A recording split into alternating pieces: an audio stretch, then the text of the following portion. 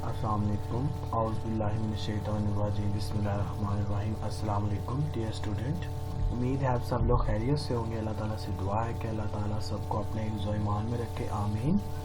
My name is Amir Hamza Khalid, professor of computer science department. Students, आप लोगों को पता है कि ये आपके प्रैक्टिकल लेक्चर हैं, तो आप लोगों को क्लास में मैंने फ्लिप फ्लॉप्स के बारे में उससे इक्वेशंस के बिना स्टेट डायग्राम बनानी बताई थी। आज एक दफ़ा दोबारा स्टेट डायग्राम बनाएंगे और उस स्टेट डायग्राम से हम मशीन चार्ट जो है वो एल्गोरिदम मशीन चार्ट जो है वो क्या करेंगे, ड्रॉ करेंगे और देखेंगे कि किस तरह एक मशीन चार्ट ड्रॉ करता है और स्टेट डायग्राम क्या होती है। वो सारी चीज़ें आज हम के टॉपिक में समझेंगे। तो देखें, ये हमारे पास एक डी फ्लिप फ्लॉप है जिसकी ये प्रेजेंट स्टेट है और ये इसकी नेक्स्ट स्टेट है जिसके अंदर ये कन्वर्ट हुआ है। ये हमारे पास इनपुट है और ये हमारे पास आउटपुट है। ये एक डी फ्लिप फ्लॉप है। इसकी स्टेट डायग्राम जो है वो हम क्या करेंगे, ड्रॉ करेंगे। तो इसकी स्टेट डायग्राम ड्रॉ करने के लिए हम देखते हैं कि हम क्या करते हैं। ये प्रेजेंट स्टेट है, ये नेक्स्ट स्टेट है। प्रेजेंट स्टेट में आपको चीज़ें नज़र आ रही हैं 0 0 0 1 1 0 1 1। तो ये चारों चीज़ें आपने यहाँ पर ड्रॉ करनी है। ये चारों चीज़ें जो आपको यहाँ नज़र आ रही है प्रेजेंट स्टेट में, एक 0 0 है, एक 0 1 है, एक 1 0 है और एक 1 1 है। इसके अलावा आपके पास कुछ भी नहीं है। अब आप देखें, सबसे पहले जो आपके पास 0 0 है वो अपनी ही नेक्स्ट स्टेट 0 0 में क्या हो चुका है, चेंज हो चुका है। वो अपनी ही नेक्स्ट स्टेट 0 0 में चेंज हुआ है। ये उसकी आउटपुट है, ये इसकी इनपुट है। तो अब देखें, 0 0 अपनी ही नेक्स्ट स्टेट में चेंज होगा तो 0 0 अपनी ही नेक्स्ट स्टेट में चेंज होने जा रहा है।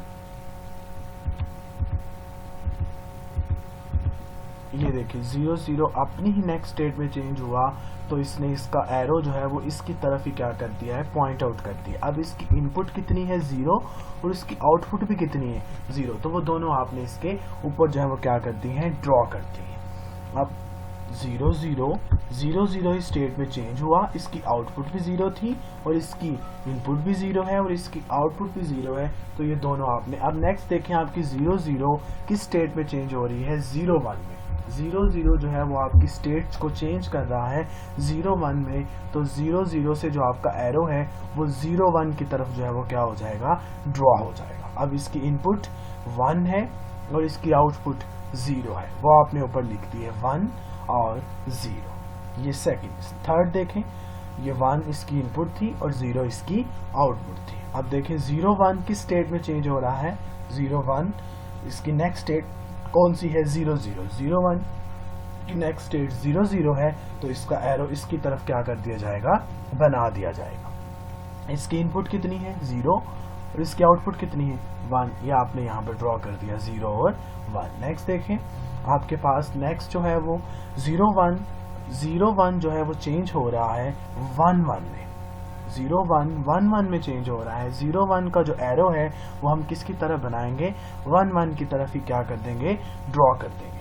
तो ये देखें 0 1 1 1, इसकी इनपुट कितनी है 1 और इसकी आउटपुट कितनी है 0। तो ये आपने यहाँ लिख दिया 1 एंड 0। नेक्स्ट देखें, आपके पास अगली कंडीशन क्या है, प्रेजेंट स्टेट 1 0 और ये नेक्स्ट स्टेट कौन सी है इसकी 0 0। 1 0 से एरो जो है वो कहाँ तक जाएगा, 0 0 की तरफ। 1 0 और 0 0। तो 1 0 का जो एरो है वो हम किसकी तरफ बनाएंगे, 0 0 की तरफ। और इसकी इनपुट कितनी है 0 और इसकी आउटपुट कितनी है 1। तो आपने यहाँ लिख दिया 0 एंड 1। नेक्स्ट देखें, आपके पास 1 0 जो है वो किसकी तरफ जा रहा है, 1 0 अपने ही सेल्फ, अपने ही प्रेजेंट स्टेट भी अपनी सेल्फ नेक्स्ट स्टेट में चेंज हो रही है। तो इसका जो एरो है वो इसकी अपनी ही डायरेक्शन की तरफ बनाया जाएगा, अपनी ही तरफ। और जिसकी आउटपुट जो है वो होगी, इनपुट जो होगी वो है 1 और इसकी आउटपुट कितनी है 0। अब इसका अगला देखें, इसी तरह इसका अगला देखें तो 1 1 जो है वो आपके पास चेंज हो रहा है 0 0 में। ये जो 1 1 है ये चेंज हो रहा है 0 0 स्टेट में। तो अब आपके जो एरो की डायरेक्शन है वो 1 1 से 0 0 की तरफ जाएगी और इसकी इनपुट कितनी है 0 और इसकी आउटपुट कितनी है 1। ये आपके पास स्टेट डायग्राम फ्लिप फ्लॉप को टेबल ड्रॉ करने के बाद उससे हम स्टेट डायग्राम में चेंज करते हैं, ये वो ड्रॉ की जा रही है। अब लास्ट क्या है 1 1, वो किस स्टेट में चेंज हो रहा है 1 0। 1 1 चेंज हो रहा है 1 0 में। तो ये देखें 1 1 का एरो हमने 1 0 की तरह बना दिया। इसकी इनपुट कितनी है 1 और इसकी आउटपुट कितनी है 0। तो ये आपके पास एक पूरा स्टेट टेबल जो है वो बन चुका है, जिसको हमने इस प्रेजेंट स्टेट से नेक्स्ट स्टेट से हमने ये पूरा एक स्टेट टेबल जो है वो क्या किया है, ड्रॉ किया है। अब हम इसी स्टेट चार्ट का जो हमारे पास स्टेट चार्ट आती है, इसका हम एल्गोरिदम मशीन चार्ट ड्रॉ करेंगे। तो देखें, उसके लिए हमारे पास सबसे पहले स्टेट बॉक्स होता है। ये जो आपके पास स्टेट है S0, S3, S2, ये सारी स्टेट बॉक्स के अंदर लिखी जाती है। इसके बाद डिसीजन बॉक्स होता है जो बताता है कि आप 0 है तो किस तरफ जाएंगे, 1 है तो किस तरफ जाएंगे। जैसे ये 0 है तो ये अपनी स्टेट में जा रहा है, 1 है तो वो भी देखते हैं। इसके बाद कंडीशन बॉक्स है। ये तब यूज करना है जब आपके पास इनपुट आउटपुट हाई होती है। फिर बताऊं, कंडीशन बॉक्स आपने तब यूज करना है जब आपके पास आउटपुट हाई होती है। अब इसी को यूज करते हुए हम एक मशीन चार्ट ड्रॉ करते हैं।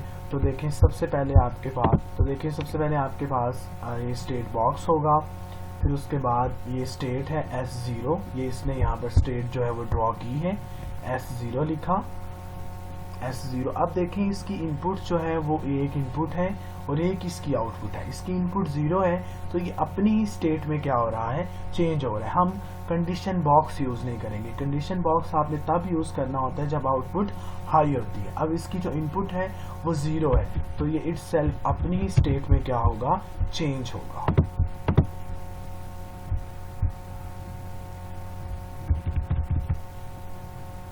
तो ये देखें, ये इसकी डिसीजन बॉक्स लगाया, यहाँ तो ये 0 हो सकता है, यहाँ ये 1 हो सकता है। अब जब ये 0 है तो ये इटसेल्फ अपनी ही स्टेट में क्या होगा, चेंज होगा। ये अपनी ही स्टेट में चेंज हो रहा है, इसको अपनी ही स्टेट में क्या कर दिया जाएगा, चेंज कर दिया जाएगा। ये देखें, इसको अपनी स्टेट में चेंज कर दिया है। अब जब इसकी इनपुट 1 है तो ये S1 में जा रहा है। देखें, 0 थी तो 0 में रहा, 0 थी तो 0 में रहा। अब इसकी स्टेट 1 है तो ये S1 में जा रहा है। तो हम यहाँ पर एक नया स्टेट बॉक्स बनाएंगे एक नए वेरिएबल के साथ। और आप साथ ये भी देखें कि इसकी आउटपुट भी हाई है। और मैंने बताया कि जब आउटपुट हाई हो तो उसके लिए हम कंडीशन बॉक्स यूज करते हैं, क्योंकि इसकी इनपुट भी 1 है और आउटपुट भी 1 है। विद डिसीजन बॉक्स ये एक नई स्टेट में चला जाएगा।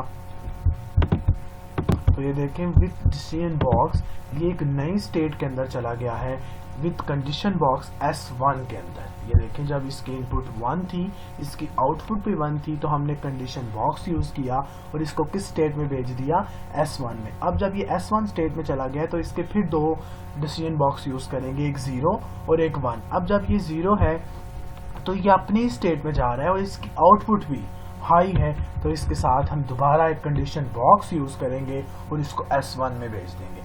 अब इसके बाद आप देखें, जब इसकी आउटपुट जो है वो 1, इनपुट जो है वो 1 है, तो ये S2 फेज में जा रहा है, लेकिन आउटपुट इसकी 0 है, तो हम कोई कंडीशन बॉक्स यूज नहीं करेंगे और इसको हम डायरेक्ट ही जो है वो S2 फेज में क्या कर देंगे, S2 स्टेट में जो है वो भेज देंगे। आगे इसके लिए भी हम 2 कंडीशन बॉक्स जो है वो क्या करेंगे, यूज करेंगे। इसके लिए भी 2 कंडीशन बॉक्स यूज करेंगे। देखें, एक 0 है और एक 1 है। अब जब ये 0 है तो देखेंगे कौन सी स्टेट में है, 0 है तो इटसेल्फ अपनी ही स्टेट में जा रहा है, तो इसको अपनी ही स्टेट में क्या कर दिया जाएगा, भेज दिया जाएगा। लेकिन जब ये इसकी इनपुट 1 है और इसकी आउटपुट भी 1 है, तो विद कंडीशन बॉक्स हम यूज करेंगे। कंडीशन बॉक्स यूज होगा और इस कंडीशन बॉक्स के जरिए हम इसको वापस कौन सी फेज के अंदर भेज देंगे, S1 फेज के अंदर इसको क्या कर दिया जाएगा, भेज दिया जाए। अब इसका जो एरो है वापस S1 फेज के अंदर विद कंडीशन बॉक्स वापस S0 फेज के अंदर जो है वो क्या कर दिया जाएगा, भेज दिया जाएगा, क्योंकि इसकी इनपुट तो 1 है और साथ इसकी आउटपुट भी हाई है। कंडीशन बॉक्स हमें तब यूज करना होता है जब उसकी जो आउटपुट है वो भी हाई हो।